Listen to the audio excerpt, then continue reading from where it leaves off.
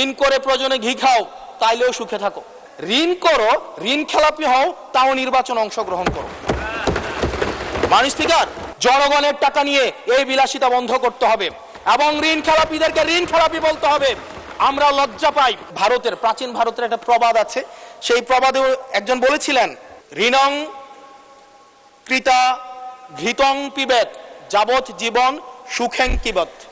অর্থাৎ ঋণ করে প্রয়োজনে ঘি খাও, তাইলেও সুখে থাকো। ঋণ করো, ঘি খাও, পরের ধনে পুদ্দারি করো। ঋণ করে ঘি খেয়ে জমিদারি করো, তাও ঋণ করো। আমার কাছে মনে হচ্ছে মাননীয় স্পিকার, এই প্রবাদটিকে সরকারি দলের কিছু সদস্য খুব সিরিয়াসলি নিয়েছেন। নিয়ে ওনারা ঋণ করো, ঘি খাও, তাও সুখে থাকো, এটাকে ওনারা এভাবে নিয়েছেন, ঋণ করো, ঋণ খেলাপি হও, তাও নির্বাচন অংশগ্রহণ করো।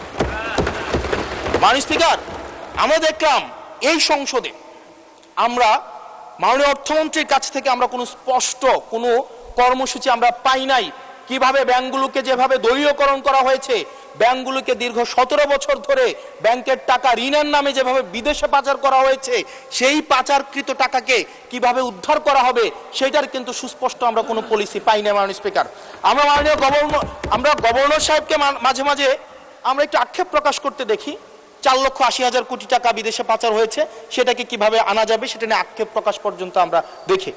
মাননীয় স্পিকার, এই যে ঋণ খেলাপি যারা আছে, নির্বাচনের আগে একটা কমন একটা স্ট্রাকচার, 5 বছর কোনো খোঁজ খবর থাকে না, তফসিলের আগে সেখানে একটু কোর্টে যাবে, কোর্টে গিয়ে ওই ঋণ খেলাপির উপরে এই অর্ডারটার উপরে একটা স্টে দিবে এবং 2% দিয়ে আবার রিশিডিউল করাবে। রিশিডিউল করিয়ে আবার নির্বাচন অংশগ্রহণ করবে বিভিন্ন জায়গা থেকে টাকা পয়সা উঠায়া, এবং আগামী 5 বছর আবার এই ঋণ নিয়ে কোনো ধরনের কোনো খোঁজখবর থাকে না। জনগণের টাকা নিয়ে এই বিলাসিতা বন্ধ করতে হবে এবং ঋণ খেলাপিদেরকে ঋণ খেলাপি বলতে হবে। আমরা লজ্জা পাই একই সংসদ একসাথে শেয়ার করার জন্য, কারণ তারা জনগণের টাকা মেরে, যারা জনগণের টাকা ব্যাংক থেকে তুলে নিয়ে ঋণ খেলাপি হয়ে আবার জনগণের প্রতিনিধিত্ব করতে আসে, এই ঋণ খেলাপিদেরকে শাস্তির আওতায় আনতে হবে। এবং তারা যখন সংসদ সদস্য হয়ে নির্বাচিত হওয়ার পরেও যদি তারা ঋণ খেলাপি হয়, এমন একটি আইন প্রণয়ন করতে হবে তাদের সংসদ সদস্য পদ যেন বাতিল হয়। সেটি শুধুমাত্র সরকার দলের জন্য না, শুধু বিরোধী দলের জন্য না, সেটি বাংলাদেশের উন্নতি, প্রগতি এবং সমৃদ্ধির জন্য সেটি প্রয়োজন। এবং পরবর্তী প্রজন্মের কাছে আমাদের দায় মুক্তির জন্য এটি প্রয়োজন। মাননীয়